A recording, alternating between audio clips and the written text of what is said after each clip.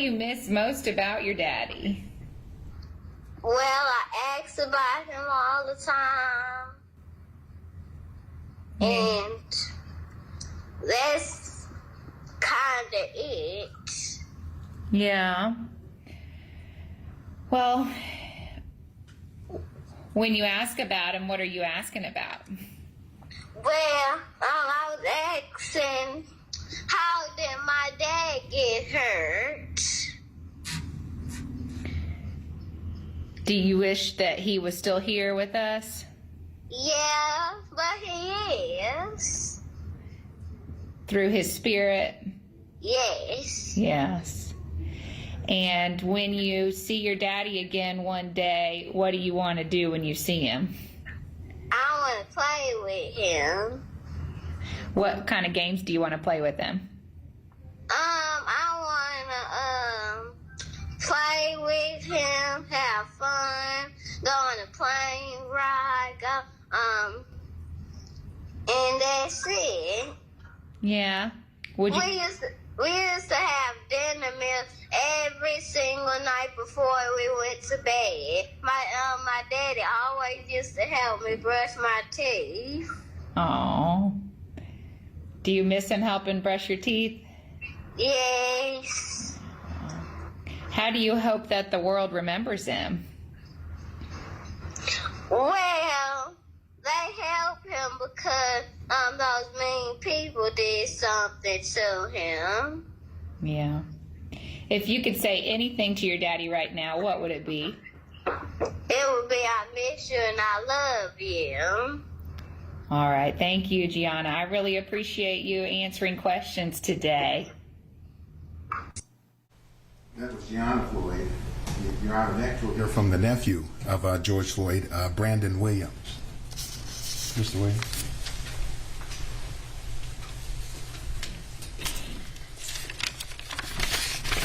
If you could begin by giving us your full name and spelling each of your names. Brandon Williams, Brandon Williams. Thank you. You may proceed. On Monday, May 25th, 2020, George Perry Floyd Jr. was murdered by Derek Chauvin in a malicious and insidious display of hate and abuse of power. Chauvin killed George. Not only did he kill George, but he also displayed a total lack of consideration for human life as he did so. You saw it, I saw it, and millions of people across this country and the globe witnessed the act of hate. A year and 1 month later, I stand there before you tasked with the duty of expressing how George's death has impacted me personally and the rest of our family. As I racked my brain and thought about what I could say today, I came to this conclusion. It is humanly impossible for me to stand here and convey or articulate the right words that would capture all that we are feeling and what we have felt over this period. So please bear with me as I attempt the impossible. The sudden murder of George has forever traumatized us. You may see us cry, but the full extent of our pain and trauma will never be seen with the naked eye. The heartbreak and hurt goes far beyond any number of tears we could ever cry. Words simply cannot express the pain, anguish, and suffering that our family and friends have endured since George's murder. It has been truly unimaginable, but not as nearly unimaginable as the defendant's decision to take the life of a human being with no regard for the effect it may have on others. Although Chauvin will be sentenced today and spend time in prison, he will have the luxury of seeing his family again, talking to them, and he will likely get to spend time with them upon his release. These are all luxuries that my young cousin Gianna was robbed of when Chauvin made the active decision to kill her father. There will be no more birthday parties, no graduations, holiday gatherings, or other family celebrations. The laughter, hugs, guidance, advice, sense of security, and those opportunities to simply say I love you are forever gone. They say time heals all, and while I generally believe that saying, it's challenging to do so given these unfathomable set of circumstances. Before I conclude, I must highlight a few things. George's murder, this trial, and everything in between has been tragic and devastating. Our family is forever broken.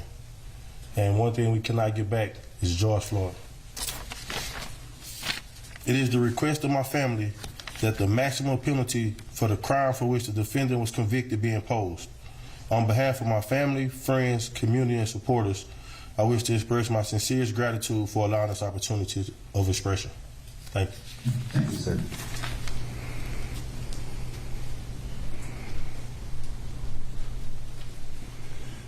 Your Honor, first, just for the record, this wonderful lady standing here is a Hennepin County victim advocate. Ms. Boswell is well known to the court.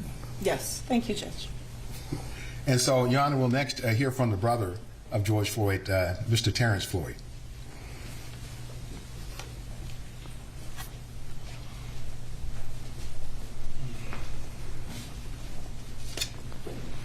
And Mr. Floyd, if you could state your full name, spelling each of your names.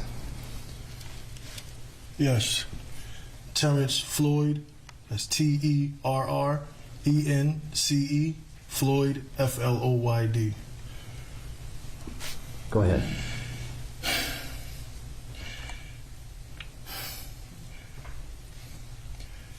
I'm here representing my brother. I'm from New York.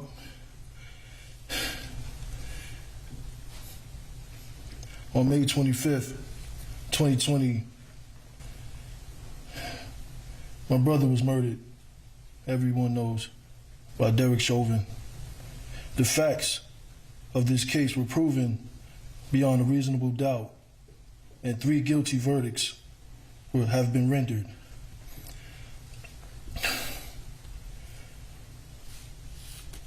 This situation has really affected me and my family.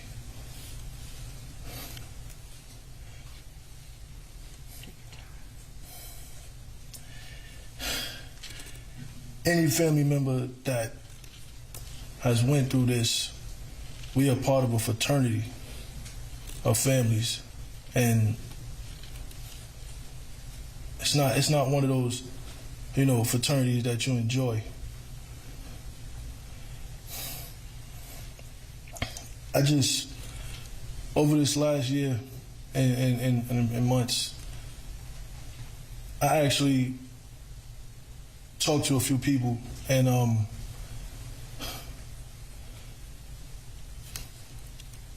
I wanted to know from the man himself, why? What were you thinking? What was going through your head when you had your knee on my brother's neck? Why when you knew that he posed no threat anymore, he was handcuffed, why you didn't at least get up? Why you stayed there?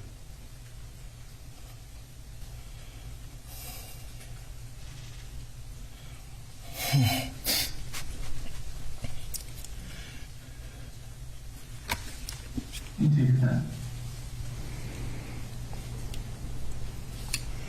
A month before my brother was murdered, I was on the phone with him, and we had a long conversation. And as I looked at the video of my niece, the last conversation me and my brother had was he wanted to have play dates. He wanted to plan play dates with Gianna and my daughter. And we started setting it up.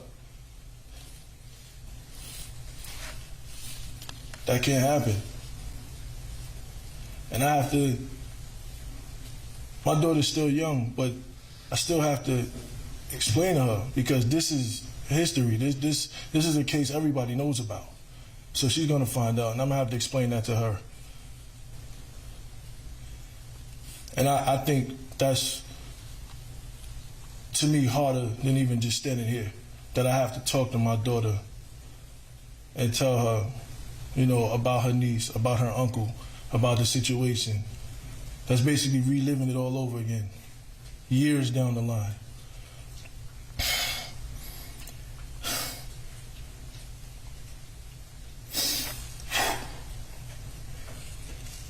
I'm here on behalf of my family,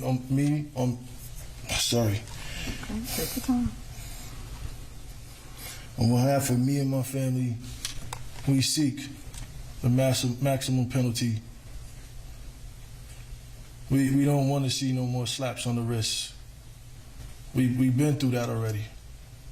In my community, in my culture, we've been through that already. Smacked on the wrist. No. Because if it was us, if the roles was reversed, there wouldn't be no case. It would have been open and shut. We'd have been under the jail for murdering somebody.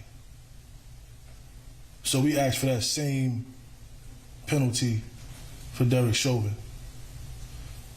Thank you.